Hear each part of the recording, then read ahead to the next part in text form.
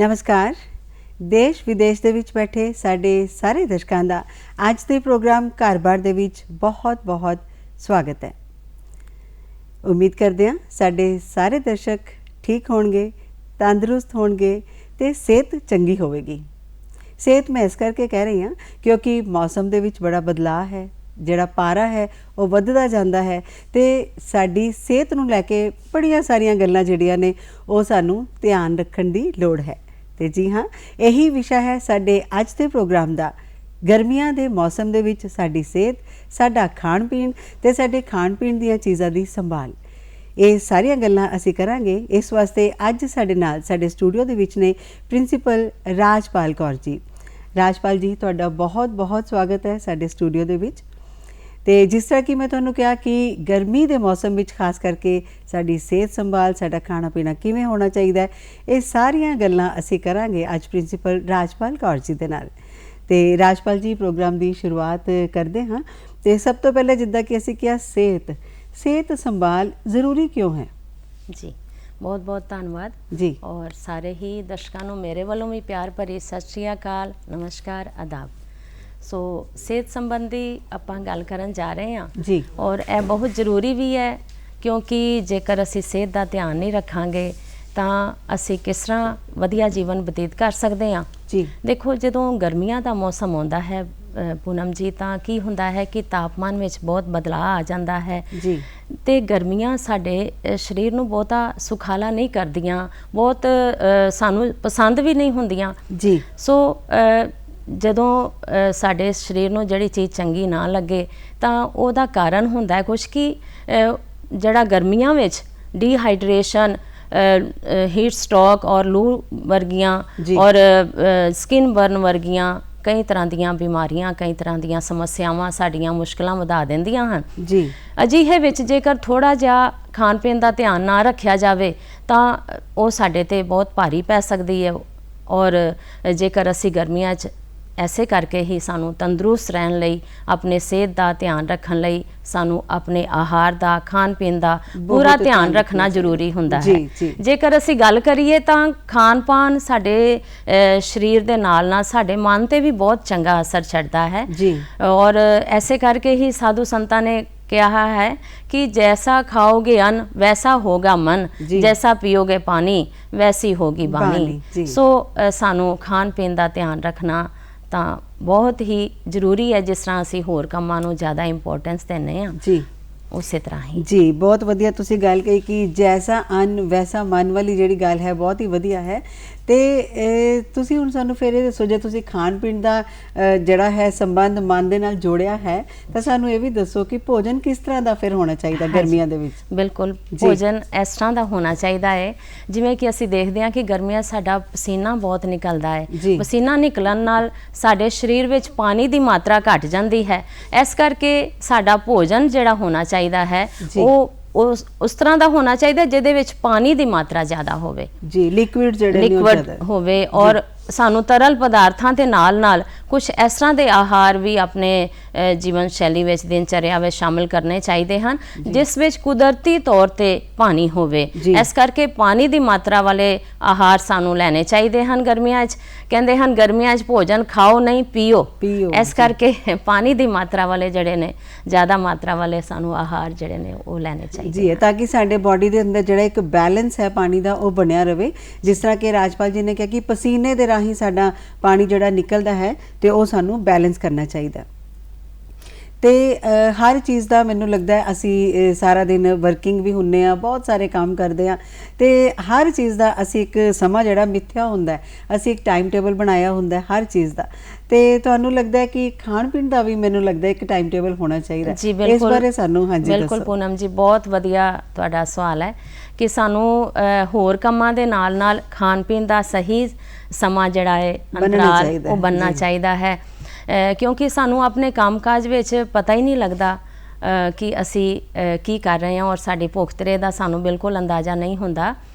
ਸੋ ਖਾਸ ਕਰਕੇ ਕੰਮਕਾਜੀ ਗ੍ਰਹਿਣੀਆਂ ਜਿਹੜੀਆਂ ਨੇ ਜਾਂ ਪੁਰਸ਼ ਨੇ ਉਹ ਆਪਣੇ ਕੰਮ ਵਿੱਚ ਇੰਨੇ ਰੁੱਝੇ ਹੁੰਦੇ ਹਨ ਕਿ ਉਹ ਭੁੱਲ ਹੀ ਜਾਂਦੇ ਹਨ ਕਿ ਸਾਨੂੰ ਸਹੀ ਸਮੇਂ ਤੇ ਕੀ ਲੈਣਾ ਚਾਹੀਦਾ ਹੈ। ਜੀ ਉਹਨਾਂ ਨੂੰ ਇਸ ਗੱਲ ਦਾ ਵੀ ਧਿਆਨ ਨਹੀਂ ਰਹਿੰਦਾ ਕਿ ਜੇਕਰ ਅਸੀਂ ਆਪਣੀ ਸਿਹਤ ਦਾ ਧਿਆਨ ਰੱਖਾਂਗੇ ਤਾਂ ਹੀ ਅਸੀਂ ਆਪਣੇ ਕੰਮ ਨੂੰ ਵੀ ਨਿਰੰਤਰ ਸਮਾਂ ਦੇ ਸਕਾਂਗੇ। ਸੋ ਉਹਨਾਂ ਨੂੰ ਚਾਹੀਦਾ ਹੈ, ਸਾਨੂੰ ਸਾਰਿਆਂ ਨੂੰ ਚਾਹੀਦਾ ਹੈ ਕਿ ਸਹੀ ਅੰਤਰਾਲ ਦੇ ਵਿੱਚ ਆਪਣਾ ਭੋਜਨ ਲੈਣਾ ਜ਼ਰੂਰੀ ਹੈ। ਖਾਸ ਕਰਕੇ ਗਰਮੀਆਂ ਦੇ ਵਿੱਚ ਥੋੜ੍ਹੇ ਸਮੇਂ ਬਾਅਦ ਪਾਣੀ ਜਾਂ ਕੋਈ ਲਿਕਵਿਡ ਤਰਲ ਪਦਾਰਥ ਸਾਨੂੰ ਲੈਂਦੇ ਰਹਿਣਾ ਚਾਹੀਦਾ ਹੈ।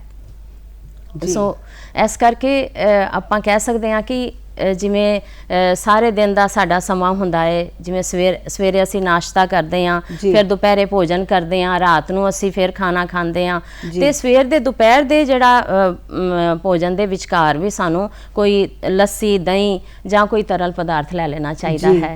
ਇਸੇ ਤਰ੍ਹਾਂ ਹੀ ਦੁਪਹਿਰ ਤੋਂ ਰਾਤ ਦੇ ਵਿਚਕਾਰ ਜਿਹੜਾ ਸਮਾਂ ਹੈਗਾ ਹੈ ਉਹਦੇ ਵਿੱਚ ਵੀ ਸਾਨੂੰ ਕੋਈ ਫਲ, ਜੂਸ ਜਾਂ ਕੋਈ ਮੌਸਮੀ ਫਲ ਇਸ ਤਰ੍ਹਾਂ ਦਾ ਜਿਹੜਾ ਹੈ ਉਹ ਸਾਨੂੰ ਆਪਣੇ ਆਹਾਰ ਵਿੱਚ ਸ਼ਾਮਿਲ ਕਰਨਾ ਚਾਹੀਦਾ। ਖਾਸ ਕਰਕੇ ਸਲਾਦ ਵਗੈਰਾ ਜੋ ਅੱਜ ਕੱਲ੍ਹ ਬਹੁਤ ਸੀਜ਼ਨਲ ਡਾਈਟ ਹੈ ਨਾ ਜੀ, ਸੀਜ਼ਨਲ ਡਾਈਟ ਨੂੰ ਜ਼ਰੂਰ ਫੋਲੋ ਕਰਨਾ ਚਾਹੀਦਾ ਹੈ, ਜਿਹਦੇ ਨਾਲ ਸਾਡੀ ਬੋਡੀ ਹਾਈਡਰੇਟ ਰਹਿੰਦੀ ਹੈ।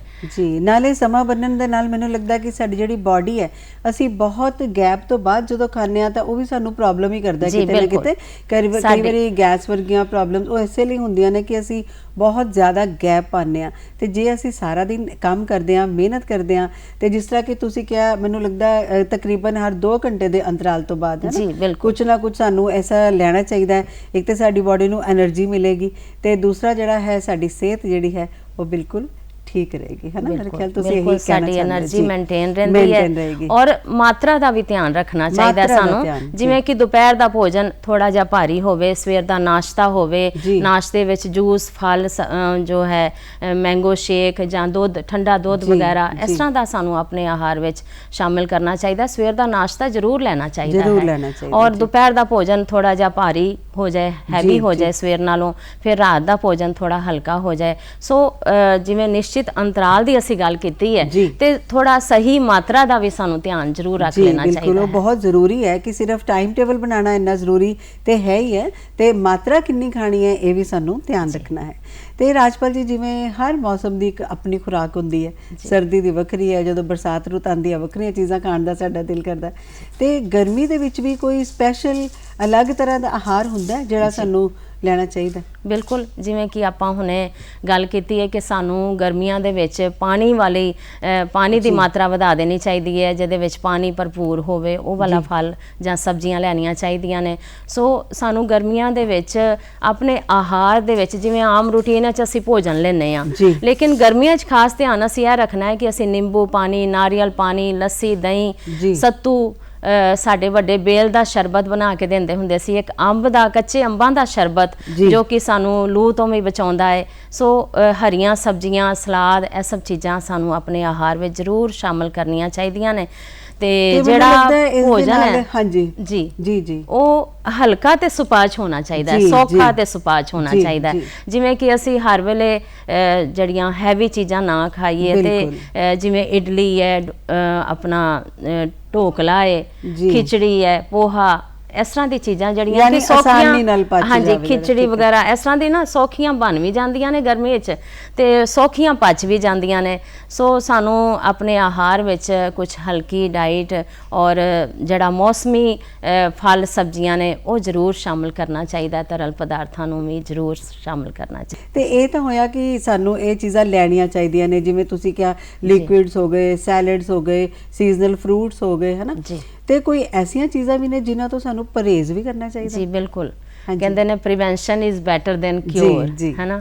ਤੇ ਇਸ ਕਰਕੇ ਸਾਨੂੰ ਕੁਝ ਚੀਜ਼ਾਂ ਦਾ ਪਰਹੇਜ਼ ਵੀ ਕਰਨਾ ਚਾਹੀਦਾ ਹੈ, ਜਿਵੇਂ ਕਿ ਗਰਮੀਆਂ 'ਚ ਖਾਸ ਕਰਕੇ ਜਿਹੜਾ ਭਾਰੀ ਭੋਜਨ ਹੈ, ਤਲਿਆ ਭੁਨਿਆ ਜਾਂ ਜ਼ਿਆਦਾ ਘਿਓ, ਫੈਟ ਵਾਲਾ ਭੋਜਨ, ਉਹ ਨਹੀਂ ਸਾਨੂੰ ਲੈਣਾ ਚਾਹੀਦਾ।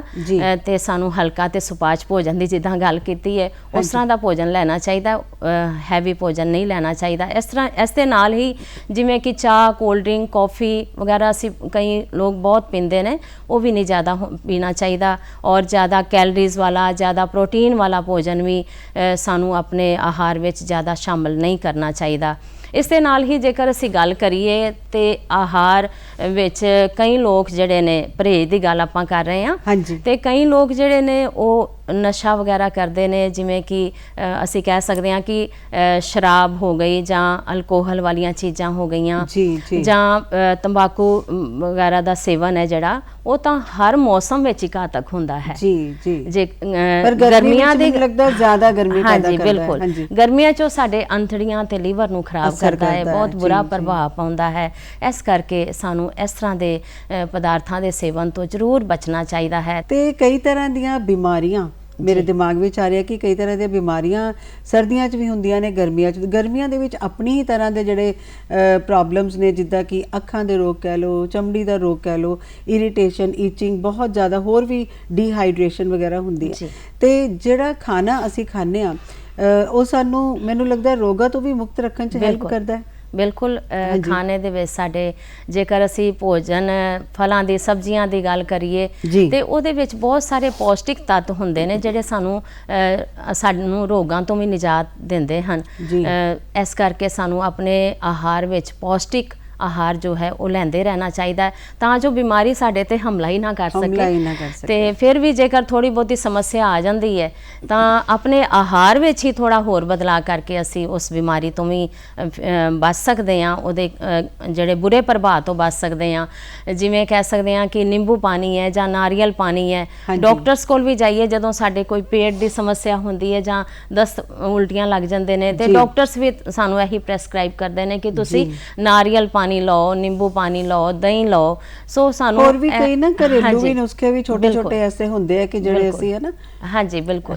ਜਿਵੇਂ ਕਿ ਸਾਨੂੰ ਅੱਗੇ ਸਾਡੇ ਮਾਤਾਵਾਂ ਬਜ਼ੁਰਗ ਸਾਨੂੰ ਬੇਲ ਦਾ ਸ਼ਰਬਤ ਬਣਾ ਕੇ ਦੇ ਦਿੰਦੇ ਸੀ, ਕੱਚੇ ਅੰਬ ਦਾ ਸ਼ਰਬਤ, ਕਿ ਲੂ ਨਹੀਂ ਲੱਗੇਗੀ। ਤੇ ਔਰ ਉਦੋਂ ਕੋਈ ਇੰਨੇ ਸਾਧਨ ਵੀ ਨਹੀਂ ਸੀ ਹੁੰਦੇ, ਗੱਡੀਆਂ ਵਿੱਚ ਜਾਣਾ ਹੈ ਜਾਂ ਸੇਫ ਜਾਣਾ ਹੈ, ਉਦੋਂ ਓਪਨ ਹੀ ਸਾਈਕਲਾਂ ਤੇ ਜਾਂ ਮੋਟਰਸਾਈਕਲਾਂ ਤੇ ਸਫ਼ਰ ਹੁੰਦਾ ਸੀਗਾ, ਬਾਈਕ ਤੇ ਹੁੰਦਾ ਸੀਗਾ, ਜਿਹੜਾ ਕਿ ਧੁੱਪ ਸਿੱਧੀ ਸਾਡੇ ਤੇ ਪੈਂਦੀ ਸੀ। ਪਰ ਸਾਡੇ ਬਜ਼ੁਰਗ ਸਾਨੂੰ ਉਸ ਤੋਂ ਪਹਿਲਾਂ ਹੀ ਸਾਨੂੰ ਇਸ ਤਰ੍ਹਾਂ ਦੀ ਖੁਰਾਕ ਦੇ ਦਿੰਦੇ ਸਨ, ਪਰਤ ਬਣਾ ਦਿੰਦੇ ਸੀ। ਸਾਨੂੰ ਜਿਹੜੇ ਰੋਗ ਨੇ ਉਹ ਬਿਲਕੁਲ ਹਮਲਾ ਹੀ ਨਾ ਕਰ, ਸੁਰੱਖਿਆ ਕਵਚ। ਸੋ ਸਾਡੇ ਆਹਾਰ ਹੀ ਜਿਹੜਾ ਹੈਗਾ ਹੈ ਉਹ ਕਈ ਤਰ੍ਹਾਂ ਦੀ ਸਾਨੂੰ ਬਿਮਾਰੀਆਂ ਤੋਂ ਬਚਾਉਂਦਾ ਹੈ। ਉਹਦੇ 'ਚ ਇਸ ਤਰ੍ਹਾਂ ਦੇ ਪੌਸ਼ਟਿਕ ਤੱਤ ਹੁੰਦੇ ਨੇ। ਜੇਕਰ ਅਸੀਂ ਮਸਾਲਿਆਂ ਦੀ ਵੀ ਗੱਲ ਕਰੀਏ ਤੇ ਉਹਦੇ 'ਚ ਵੀ ਕਾਲੀ ਮਿਰਚ, ਸੌਂਫ, ਅਜਵੈਨ ਵਗੈਰਾ ਸਾਨੂੰ ਕਈ ਤਰ੍ਹਾਂ ਦੇ ਪੇਟ ਦੀ ਬਿਮਾਰੀਆਂ ਤੋਂ ਜਾਂ ਗਲੇ ਦੀ ਬਿਮਾਰੀਆਂ ਤੋਂ ਬਚਾ ਲੈਂਦੇ ਨੇ। ਸੋ ਇਸ ਕਰਕੇ ਵਾਕਈ ਇਹ ਗੱਲ ਤੁਹਾਡੀ ਠੀਕ ਹੈ ਕਿ ਜਿਹੜੇ ਪੌਸ਼ਟਿਕ ਤੱਤ ਨੇ ਉਹ ਸਾਨੂੰ ਬਿਮਾਰੀਆਂ ਤੋਂ ਵੀ ਨਿਜਾਤ ਦਿਵਾਉਂਦੇ ਨੇ,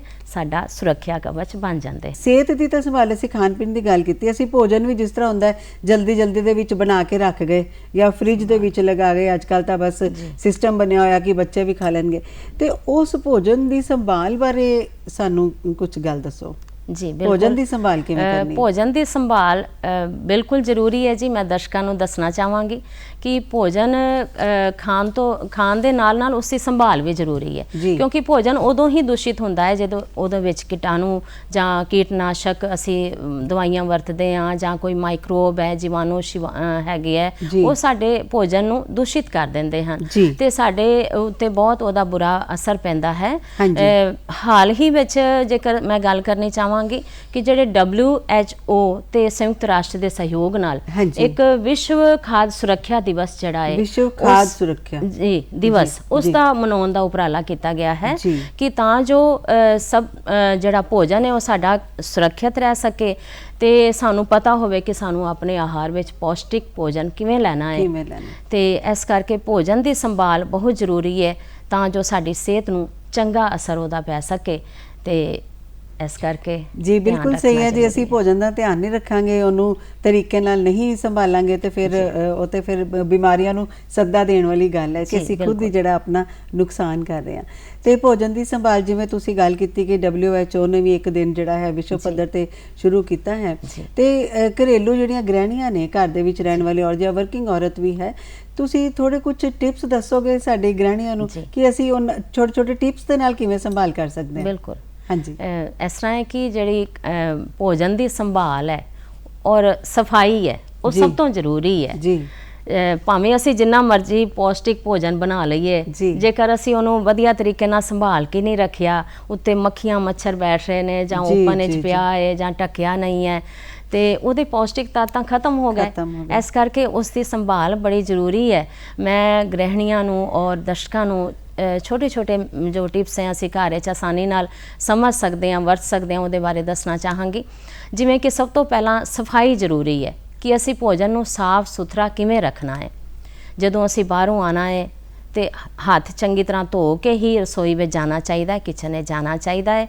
ਇਸ ਦੇ ਨਾਲ ਹੀ ਜਿਹੜੇ ਅਸੀਂ ਪੈਕੇਟ ਬੰਦ ਚੀਜ਼ਾਂ ਜਾਂ ਕੋਈ ਫਲ ਸਬਜ਼ੀਆਂ ਬਾਜ਼ਾਰੋਂ ਲਿਆਉਂਦੇ ਹਾਂ, ਉਸ ਦੇ ਉੱਤੇ ਕਈ ਤਰ੍ਹਾਂ ਦੇ ਹੱਥ ਲੱਗੇ ਹੁੰਦੇ ਨੇ ਤੇ ਉਹਦੇ ਤੇ ਧੂਲ ਮਿੱਟੀ ਵੀ ਪਈ ਹੁੰਦੀ ਹੈ। ਇਸ ਕਰਕੇ ਉਹਨਾਂ ਨੂੰ ਸਭ ਤੋਂ ਪਹਿਲਾਂ ਆਉਂਦਿਆਂ ਹੀ ਧੋ ਕੇ ਚੰਗੀ ਤਰ੍ਹਾਂ ਸਾਫ਼ ਕਰਕੇ ਫਿਰ ਰੱਖਣਾ ਚਾਹੀਦਾ ਹੈ। ਫਿਰ ਉਹਨਾਂ ਦੀ ਸੰਭਾਲ ਕਰਨੀ ਚਾਹੀਦੀ। ਕੋਈ ਚੀਜ਼ ਫ੍ਰਿਜ ਵਿੱਚ ਰੱਖਣ ਵਾਲੀ ਹੈ, ਕੋਈ ਡੱਬਿਆਂ 'ਚ ਬੰਦ ਕਰਕੇ ਰੱਖਣ ਵਾਲੀ ਹੈ, ਗ੍ਰਹਿਣੀਆਂ ਨੂੰ ਪਤਾ ਹੀ ਹੁੰਦਾ ਹੈ। ਸੋ ਉਹਨਾਂ ਦੀ ਸੰਭਾਲ ਇੱਕ ਤਾਂ ਇਸ ਤਰੀਕੇ ਨਾਲ ਰੱਖ ਸਕਦੇ ਹਾਂ, ਸਾਫ਼ ਸੁਥਰੇ ਤਰੀਕੇ ਨਾਲ। ਬਿਲਕੁਲ ਇਸੇ ਤਰ੍ਹਾਂ ਹੀ ਭੋਜਨ ਪਕਾਉਣ ਤੋਂ ਪਹਿਲਾਂ ਵੀ ਸਾਨੂੰ ਆਪਣੇ ਹੱਥਾਂ ਨੂੰ ਚੰਗੀ ਤਰ੍ਹਾਂ ਧੋਣਾ ਜ਼ਰੂਰੀ ਹੈ, ਕਿਉਂਕਿ ਸਾਡੇ ਹੱਥਾਂ ਵਿੱਚ ਹੀ ਕਿੰਨੇ ਤਰ੍ਹਾਂ ਦੇ ਕੀਟਾਣੂ ਜਿਹੜੇ ਨੇ ਉਹ ਆ ਜਾਂਦੇ ਹਨ। ਔਰ ਸਾਨੂੰ ਵਾਰ-ਵਾਰ ਹੱਥ ਧੋਣ ਦੀ ਵੀ ਡਾਕਟਰਾਂ ਨੇ ਸਲਾਹ ਦਿੱਤੀ ਹੈ ਜਦੋਂ, ਤੇ ਇਸ ਕਰਕੇ ਇਹ ਗੱਲਾਂ ਦਾ ਧਿਆਨ ਰੱਖਣਾ ਚਾਹੀਦਾ ਹੈ ਕਿ ਸਫਾਈ ਦਾ ਧਿਆਨ ਰੱਖੀਏ। ਇਸ ਦੇ ਨਾਲ ਨਾਲ ਸਾਨੂੰ ਜਿਵੇਂ ਅਸੀਂ ਕੰਮ ਕਰਦੇ ਹਾਂ ਤੇ ਸਾਡੇ ਜਿਹੜੇ ਨੱਕ, ਕੰਨ ਜਾਂ ਮੂੰਹ ਹੁੰਦਾ ਹੈ, ਇਹਦੇ ਵਿੱਚ ਵੀ ਬੈਕਟੀਰੀਆ ਹੁੰਦੇ ਨੇ। ਇਸ ਕਰਕੇ ਸਾਨੂੰ ਜਦੋਂ ਵੀ ਕੋਈ ਭੋਜਨ ਬਣਾਉਣਾ ਹੈ ਜਾਂ ਰਸੋਈ ਦਾ ਕੰਮ ਕਰਨਾ ਹੈ, ਇਹਨਾਂ ਨੂੰ ਵੈਲ ਢੱਕ ਕੇ ਜਾਂ ਕੰਮ ਕਰਦੇ ਹਾਂ ਇਹਦੇ ਉੱਤੇ ਹੱਥ ਨਾ ਲੱਗੇ, ਇਸ ਗੱਲ ਦਾ ਵੀ ਧਿਆਨ ਰੱਖਣਾ ਚਾਹੀਦਾ ਹੈ। ਹੋ ਸਕੇ ਤੇ ਅੱਜ ਕੱਲ੍ਹ ਤਾਂ ਮਾਸਕ ਬੜਾ ਸੌਖਾ ਤਰੀਕਾ ਸਾਨੂੰ ਲੱਭ ਗਿਆ ਹੈ। ਪਹਿਲਾਂ ਅਸੀਂ ਹੈਜੀਟੇਟ ਹੁੰਦੇ ਸੀਗੇ ਜਾਂ ਮਾਸਕ ਨਹੀਂ ਸੀ ਪਾਉਂਦੇ, ਹੁਣ ਤਾਂ ਮਾਸਕ ਬੜਾ ਸਿਖਾਇਆ ਹੈ ਕਿ ਮਾਸਕ ਪਾ ਕੇ ਅਸੀਂ ਬੜੀਆਂ ਚੀਜ਼ਾਂ ਤੋਂ ਬਚ ਸਕਦੇ ਹਾਂ। ਕਈ ਵਾਰੀ ਮੈਨੂੰ ਘਰ ਵਿੱਚ ਲੱਗਦਾ ਹੈ ਨਾ ਕਿ ਮੈਨੂੰ ਥੋੜੀ ਐਲਰਜੀ ਹੋ ਗਈ ਹੈ ਤੇ ਮੈਂ ਤੁਰੰਤ ਮਾਸਕ ਪਾ ਕੇ ਫਿਰ ਮੈਂ ਕਿਚਨ ਵਿੱਚ ਜਾਂਦੀ ਹਾਂ ਔਰ ਵਧੀਆ ਲੱਗਦਾ ਹੈ, ਆਪਣੇ ਆਪ ਨੂੰ ਵੀ ਲੱਗਦਾ ਹੈ ਕਿ ਅਸੀਂ ਸੇਫ ਹਾਂ। ਸੋ ਇਸ ਤਰ੍ਹਾਂ ਦੀ ਗੱਲਾਂ ਦਾ ਧਿਆਨ ਰੱਖਣਾ ਚਾਹੀਦਾ ਹੈ। ਔਰ ਜਿਹੜਾ ਭੋਜਨ ਹੈ ਉਹ ਸਾਨੂੰ ਤਾਜ਼ਾ ਹੀ ਖਾ ਲੈਣਾ ਚਾਹੀਦਾ ਹੈ, ਜ਼ਿਆਦਾ ਦੇਰ ਤੱਕ ਨਹੀਂ ਰੱਖਣਾ ਚਾਹੀਦਾ। ਔਰ ਜੇਕਰ ਅਸੀਂ ਰੱਖਿਆ ਹੈ, ਫ੍ਰਿਜ ਵਿੱਚ ਰੱਖਦੇ ਨੇ ਆਮ ਕਰਕੇ, ਜਿਵੇਂ ਤੁਸੀਂ ਗੱਲ ਕੀਤੀ ਸੀ ਹੁਣੇ, ਤੇ ਬਹੁਤ ਦੇਰ ਤੱਕ ਫ੍ਰਿਜ ਵਿੱਚ ਵੀ ਨਹੀਂ ਰੱਖਣਾ ਚਾਹੀਦਾ। ਔਰ ਜੇਕਰ ਅਸੀਂ ਦੁਬਾਰਾ ਉਹਦੀ ਵਰਤੋਂ ਕਰਨੀ ਹੈ ਤਾਂ ਫ੍ਰਿਜ ਵਿੱਚੋਂ ਕੱਢ ਕੇ ਉਹਨੂੰ ਜ਼ਿਆਦਾ ਗਰਮ ਕਰਕੇ, ਘੱਟ ਤੋਂ ਘੱਟ 75 ਡਿਗਰੀ ਸੈਂਟੀਗ੍ਰੇਡ ਤੱਕ ਉਹਨੂੰ ਗਰਮ ਕਰਕੇ ਫਿਰ ਦੁਬਾਰਾ ਭੋਜਨ ਲੈਣਾ ਚਾਹੀਦਾ ਹੈ, ਕਿਉਂਕਿ ਫ੍ਰਿਜ ਵਿੱਚ ਰੱਖਿਆ ਭੋਜਨ ਵੀ ਇੰਨਾ ਸੁਰੱਖਿਅਤ ਨਹੀਂ ਹੁੰਦਾ। ਜਿਹੜੇ ਜਰਮਸ ਬੈਕਟੀਰੀਆ ਸਾਰੇ ਉਹ ਮਰ ਜਾਣ, ਹੈ ਨਾ, ਜ਼ਿਆਦਾ ਸੇਕ ਦੇਣਾ। ਤੇ ਨਾਲੇ ਮੈਨੂੰ ਲੱਗਦਾ ਕਿ ਚੀਜ਼ਾਂ ਕੁਝ ਜਦੋਂ ਅਸੀਂ ਫ੍ਰਿਜ ਵਗੈਰਾ 'ਚ ਰੱਖਦੇ ਹਾਂ ਤੇ ਇਹ ਵੀ ਦੇਖਣਾ ਚਾਹੀਦਾ ਵੀ ਢੱਕਣੀਆਂ ਤੇ ਹੈ ਹੀ ਨੇ। ਕਈ ਵਾਰੀ ਇੱਕ ਚੀਜ਼ ਦੀ ਸਮੈਲ ਵੀ ਹੈ ਨਾ ਦੂਸਰੀ ਚੀਜ਼ਾਂ ਦੇ ਵਿੱਚ ਏਦਾਂ। ਕਈ ਵਾਰੀ ਤੇ ਘਰਾਂ ਵਿੱਚ ਅੱਜ ਕੱਲ੍ਹ 2-2 ਫਰਿੱਜਾਂ ਵੀ ਹੁੰਦੀਆਂ ਨੇ ਜਾਂ ਵੱਡੀ ਫਰਿੱਜ ਹੁੰਦੀ ਹੈ ਤੇ ਉਹਦਾ ਅਸੀਂ ਲੈਵਲ ਅਲੱਗ ਕਰ ਦਿੰਦੇ ਹਾਂ, ਫਰੂਟਸ ਅਲੱਗ ਰੱਖ ਦਿੰਦੇ ਹਾਂ, ਵੈਜੀਟੇਬਲਸ ਜਾਂ ਪੱਕਿਆ ਹੋਇਆ ਭੋਜਨ, ਤੇ ਉਹ ਇੱਕ ਦੂਸਰੇ ਦੀ ਸਮੈਲ ਨਾ ਆਵੇ ਉਹਨਾਂ ਨੂੰ ਢੱਕ ਕੇ ਫਰਿੱਜ ਵਿੱਚ ਵੀ ਬਹੁਤ ਵਧੀਆ ਤਰੀਕੇ ਨਾਲ ਸਾਨੂੰ ਇਹ ਕੰਮ ਕਰਨਾ ਚਾਹੀਦਾ ਹੈ। ਇਸ ਦੇ ਨਾਲ ਹੀ ਜਦੋਂ ਅਸੀਂ ਕੋਈ ਮੰਨ ਲਓ ਘਰਾਂ ਵਿੱਚ ਅੱਜ ਕੱਲ੍ਹ ਗ੍ਰਹਿਣੀਆਂ ਨੂੰ ਬੜਾ ਸ਼ੌਂਕ ਹੁੰਦਾ ਹੈ, ਗਰਮੀਆਂ 'ਚ ਅੰਬ ਆ ਗਏ ਤੇ ਅੰਬ ਦੀ ਚਟਨੀ ਬਣਾ ਲਓ, ਮੁਰੱਬੇ ਬਣਾ ਲਓ, ਆਮਲੇ ਦਾ ਮੁਰੱਬਾ ਬਣਾ ਲਓ। ਸੋ ਇਹਨਾਂ ਨੂੰ ਵੀ ਵਧੀਆ ਤਰੀਕੇ ਨਾਲ ਸਹੀ ਤਰੀਕੇ ਨਾਲ ਇਹਨਾਂ ਨੂੰ ਸੰਭਾਲ ਕਰਨੀ ਚਾਹੀਦੀ ਹੈ ਤਾਂ ਜੋ ਇਹਨਾਂ ਤੇ ਕੋਈ ਫਫੂੰਦੀ ਨਾ ਲੱਗੇ, ਖਰਾਬ ਨਾ ਹੋ ਜਾਣ। ਮੈਨੂੰ ਲੱਗਦਾ ਬਣਾ ਕੇ ਫ੍ਰਿਜ ਵਿੱਚ ਰੱਖਣਾ ਚਾਹੀਦਾ। ਬਿਲਕੁਲ ਫ੍ਰਿਜ ਵਿੱਚ ਵੀ ਰੱਖਣਾ ਚਾਹੀਦਾ, ਲੇਕਿਨ ਬਣਾਉਣ ਵੇਲੇ ਵੀ ਸਾਨੂੰ ਧਿਆਨ ਰੱਖਣਾ ਚਾਹੀਦਾ ਕਿ ਉਹਦੇ 'ਚ ਨਮਕ ਦੀ ਮਾਤਰਾ ਸਹੀ ਹੋਵੇ, ਚੀਨੀ ਦੀ ਮਾਤਰਾ ਹੋਵੇ, ਤੇਲ ਪ੍ਰੋਪਰਲੀ ਪਿਆ ਹੋਵੇ ਤੇ ਫਿਰ ਚੀਜ਼ਾਂ ਅਚਾਰ ਵਗੈਰਾ ਜ਼ਿਆਦਾ ਜਲਦੀ ਖਰਾਬ ਨਹੀਂ ਹੁੰਦੇ। ਇਸ ਦੇ ਨਾਲ ਹੀ ਸਾਨੂੰ ਬਣਾ ਕੇ ਇਹਨਾਂ ਨੂੰ ਫ੍ਰਿਜ ਵਿੱਚ ਸਟੋਰ ਕਰ ਲੈਣਾ ਚਾਹੀਦਾ ਹੈ। ਤੇ ਇੱਕ ਹੋਰ ਗੱਲ ਚੇਤੇ ਆ ਗਈ ਕਿ ਜਿਵੇਂ ਅਸੀਂ ਪਲਾਸਟਿਕ ਦੇ ਡੱਬੇ ਯੂਜ਼ ਕਰਦੇ ਹਾਂ, ਉਹ ਵੀ ਸਾਡੇ ਸਿਹਤ ਲਈ ਨਹੀਂ ਜ਼ਿਆਦਾ ਲਾਭਕਾਰੀ ਹੈਗੇ। ਇਸ ਕਰਕੇ ਸਾਨੂੰ ਕੱਚ ਦੇ ਮਰਤਬਾਨ ਵਗੈਰਾ ਇਸ ਤਰ੍ਹਾਂ ਦੇ ਚੀਨੀ ਦੇ ਮਰਤਬਾਨ ਆਉਂਦੇ ਹੈਗੇ ਆ, ਉਹਨਾਂ ਵਿੱਚ ਹੀ ਸਾਨੂੰ ਇਸ ਤਰ੍ਹਾਂ ਦਾ ਅਚਾਰ, ਚਟਨੀ ਵਗੈਰਾ ਰੱਖਣਾ ਚਾਹੀਦਾ ਹੈ, ਜਿਹਦੇ ਨਾਲ ਉਹ ਪ੍ਰੀਜ਼ਰਵ ਰਹਿਣ ਔਰ ਸਾਨੂੰ ਸਹੀ ਉਹ ਪੌਸ਼ਟਿਕਤਾ ਦੇ ਸਕਣ ਤੇ ਸਾਡਾ ਸਵਾਦ ਵੀ ਵਧਾ ਸਕਣ। ਜੀ ਤੁਸੀਂ ਬਹੁਤ ਸਹੀ ਗੱਲ ਕਹੀ। ਖਾਣ ਪੀਣ ਦੀਆਂ ਚੀਜ਼ਾਂ ਦੀ ਗੱਲ ਕਰੋ ਤੇ ਬਹੁਤ ਸਾਰੀਆਂ ਐਸੀਆਂ ਚੀਜ਼ਾਂ ਨੇ, ਹੈ ਨਾ, ਕਿ ਜਿਹੜਾ ਪਰਿਵਾਰਾਂ ਦੇ ਵਿੱਚ ਪਸੰਦ ਕੀਤੀਆਂ ਜਾਂਦੀਆਂ ਨੇ। ਤੇ ਬਸ ਗੱਲ ਉਹੀ ਹੈ ਕਿ ਹਰ ਚੀਜ਼ ਦੀ ਸੰਭਾਲ ਅਸੀਂ ਕਿਸ ਤਰ੍ਹਾਂ ਸੰਭਾਲ ਕੇ ਖਾਣਾ ਹੈ, ਕਿਸ ਤਰ੍ਹਾਂ ਸਾਫ਼ ਸੁਥਰਾ ਖਾਣਾ ਹੈ ਤਾਂ ਜੋ ਸਾਡੀ ਸਿਹਤ ਨੂੰ ਉਹ ਚੀਜ਼ ਖਰਾਬ ਨਾ ਕਰੇ। ਤੇ ਰਾਜਪਾਲ ਜੀ ਤੁਸੀਂ ਹੁਣੇ ਅੰਬ ਦੀ ਗੱਲ ਕੀਤੀ, ਅੰਬਾਂ ਦੀ ਚਟਨੀ ਦੀ ਗੱਲ ਕੀਤੀ, ਤੇ ਅੰਬ ਜਿਹੜਾ ਰਾਜਾ ਹੈ ਗਰਮੀਆਂ ਦਾ, ਹੈ ਨਾ, ਫਲ ਹੈ, ਸਭ ਤੋਂ ਮੇਨ ਫਰੂਟ ਹੈ। ਮੈਨੂੰ ਵੀ ਵੈਸੇ ਬਹੁਤ ਪਸੰਦ ਹੈ ਅੰਬ। ਤੇ ਅਸੀਂ ਅੰਬ ਦੇ ਬਾਰੇ ਥੋੜਾ ਜਿਹਾ ਸਾਨੂੰ ਜਾਣੂ ਕਰਵਾਓ ਕਿ ਕਿਸ ਤਰ੍ਹਾਂ ਖਾਣਾ ਚਾਹੀਦਾ ਹੈ ਤੇ ਇਹ ਕੀ ਕੀ ਫਾਇਦੇ ਦਿੰਦਾ ਹੈ, ਇਹਦੇ ਕੀ ਕੀ ਫਾਇਦੇ ਨੇ? ਬਿਲਕੁਲ ਹਾਂਜੀ ਵਾਕਈ ਅੰਬ ਦੀ ਗੱਲ ਹੁੰਦਿਆਂ ਹੀ ਮੂੰਹ ਵਿੱਚ ਇੱਕ ਸਵਾਦ ਟੇਸਟ ਆ ਜਾਂਦਾ ਹੈ, ਕਿਉਂਕਿ ਬੱਚਿਆਂ ਤੋਂ ਲੈ ਕੇ ਵੱਡਿਆਂ ਨੂੰ ਸਭ ਨੂੰ ਪਸੰਦ ਹੈ। ਅੰਬ ਫਲਾਂ ਦਾ ਰਾਜਾ ਕਿਹਾ ਜਾਂਦਾ ਹੈ। ਔਰ ਅੰਬ ਤਰਬੂਜ ਵਰਗੇ ਕਈ ਫਲ ਨੇ ਜਿਹੜੇ ਕਿ ਰਸੀਲੇ ਵੀ ਹੁੰਦੇ ਆ ਤੇ ਮਿਠਾਸ ਨਾਲ ਭਰੇ ਹੁੰਦੇ ਆ। ਖਾਸ ਕਰਕੇ ਆਪਾਂ ਅੰਬ ਦੀ ਗੱਲ ਕਰਨ ਜਾ ਰਹੇ ਹਾਂ ਤੇ ਪੌਸ਼ਟਿਕਤਾ ਭਰਪੂਰ ਹੁੰਦਾ ਹੈ। ਇਹਦੇ 'ਚ ਬਹੁਤ ਸਾਰੇ ਵਿਟਾਮਿਨਸ ਮਿਨਰਲਸ ਪਾਏ ਜਾਂਦੇ ਨੇ। ਅੰਬ ਦੇ ਵਿੱਚ ਬਹੁਤ ਪੌਸ਼ਟਿਕਤਾ ਹੁੰਦੀ ਹੈ। ਸੋ ਇਸ ਦਾ ਸੇਵਨ ਜ਼ਰੂਰ ਸਾਨੂੰ ਗਰਮੀਆਂ 'ਚ ਕਰਨਾ ਚਾਹੀਦਾ ਹੈ। ਔਰ ਜਿਵੇਂ ਕਿ ਪਸੰਦ ਦੀ ਗੱਲ ਹੈ ਤੇ ਸਾਰਿਆਂ ਨੂੰ ਪਸੰਦ ਵੀ ਹੈ। ਸੋ ਪਰ ਇਹਦੀ ਕੁਛ ਮਾਤਰਾ ਜਿਹੜੀ ਹੈ ਜ਼ਿਆਦਾ ਨਹੀਂ ਲੈਣੀ ਚਾਹੀਦੀ। 150-200 ਗ੍ਰਾਮ ਤੱਕ ਸਾਨੂੰ ਇੱਕ ਦਿਨ ਵਿੱਚ ਵਰਤ ਲੈਣਾ ਚਾਹੀਦਾ ਹੈ, ਖਾ ਲੈਣਾ ਚਾਹੀਦਾ ਹੈ। ਤੇ ਜ਼ਿਆਦਾ ਲੈਣ ਨਾਲ ਫਿਰ ਉਹਦੀ ਜੋ ਹੈ ਸਾਡੇ ਵਿੱਚ ਸ਼ੂਗਰ ਦੀ ਮਾਤਰਾ, ਕੈਲਰੀਜ਼ ਦੀ ਮਾਤਰਾ ਉਹ ਵੱਧ ਜਾਂਦੀ ਹੈ। ਇਸ ਕਰਕੇ ਸਾਨੂੰ ਇਹਦੀ ਮਾਤਰਾ ਜਿਹੜੀ ਹੈ ਉਹ ਜ਼ਿਆਦਾ ਲਿਮਿਟ ਨਹੀਂ ਆਊਟ ਕਰਨੀ ਚਾਹੀਦੀ। ਸੀਮਾ ਦੇ ਵਿੱਚ ਥੋੜੀ ਮਾਤਰਾ ਦੇ ਵਿੱਚ ਸਾਨੂੰ ਲੈਣਾ ਚਾਹੀਦਾ ਹੈ। ਜਿੱਥੇ ਅਸੀਂ ਫਰੂਟ ਦੀ ਗੱਲ ਕਰ ਰਹੇ ਹਾਂ, ਇੱਕ ਬੜੀ ਧਾਰਨਾ ਜਿਹੀ ਗਲਤ ਹੈ ਸ਼ਾਇਦ ਲੋਕਾਂ ਦੇ ਮਨ ਵਿੱਚ ਕਿ ਗਰਮੀਆਂ ਦੇ ਵਿੱਚ ਡਰਾਈ ਫਰੂਟ ਨਹੀਂ ਲੈਣੇ। ਕੀ ਇਹ ਗੱਲ ਸਹੀ ਹੈ? ਜੀ, ਇਸ ਤਰ੍ਹਾਂ ਹੈ ਕਿ ਆਹਾਰ ਲੈਣ ਦਾ ਤਰੀਕਾ ਸਹੀ ਹੋਣਾ ਚਾਹੀਦਾ ਹੈ ਜੀ, ਮੌਸਮ ਦੇ ਅਕੋਰਡਿੰਗਲੀ। ਜਿੱਦਾਂ ਕਿ ਅੱਗੇ ਸਰਦੀਆਂ ਹੋਣ ਤੇ ਅਸੀਂ ਉਹਨੂੰ ਇਸ ਤਰ੍ਹਾਂ ਹੀ ਵਰਤ ਲੈਂਦੇ ਹਾਂ ਤੇ ਕੋਈ ਹਰਜ ਨਹੀਂ ਹੁੰਦਾ, ਸਾਨੂੰ ਗਰਮੀ ਨਹੀਂ ਕਰਦਾ। ਜ਼ਿਆਦਾਤਰ ਇਸ ਕਰਕੇ ਹੀ ਕਹਿੰਦੇ ਨੇ ਕਿ ਉਹਦੀ ਤਸੀਰ ਗਰਮ ਹੁੰਦੀ ਹੈ। ਪਰ ਸਾਨੂੰ ਗਰਮੀਆਂ ਦੇ ਵਿੱਚ ਵੀ ਉਹਨੂੰ ਅਸੀਂ ਭਿਉਂ ਕੇ ਲੈ ਸਕਦੇ ਹਾਂ। ਜਿਵੇਂ ਬਦਾਮ ਹੋ ਗਏ, ਸੌਗੀ ਹੋ ਗਈ, ਮੁਨੱਕਾ ਹੋ ਗਿਆ, ਜਾਂ ਫਿਰ ਅਖਰੋਟ ਹੋ ਗਏ। ਇਹ ਭਿਉਂ ਕੇ ਜੇਕਰ ਅਸੀਂ ਇਹਦੀ 2-4 ਬਦਾਮ ਹੋ ਗਏ ਜਾਂ ਸੌਗੀ ਹੋ ਗਈ, ਇਹਦੀ ਮਾਤਰਾ ਲਈ ਜਾਵੇ ਲਿਮਿਟ ਵਿੱਚ, ਮਤਲਬ ਕਿ ਡਾਕਟਰ ਨਾਲ ਕੋਲੋਂ ਪੁੱਛ ਕੇ ਜਾਂ ਆਪਣੇ ਸਮਝ ਦੇ ਨਾਲ, ਤੇ ਅਸੀਂ ਇਹਦਾ ਬਹੁਤ ਫਾਇਦਾ ਲੈ ਸਕਦੇ ਹਾਂ। ਇਹ ਸਾਨੂੰ ਗਰਮੀਆਂ ਵਿੱਚ ਵੀ ਬਹੁਤ ਰਾਹਤ ਦਿੰਦੇ ਨੇ।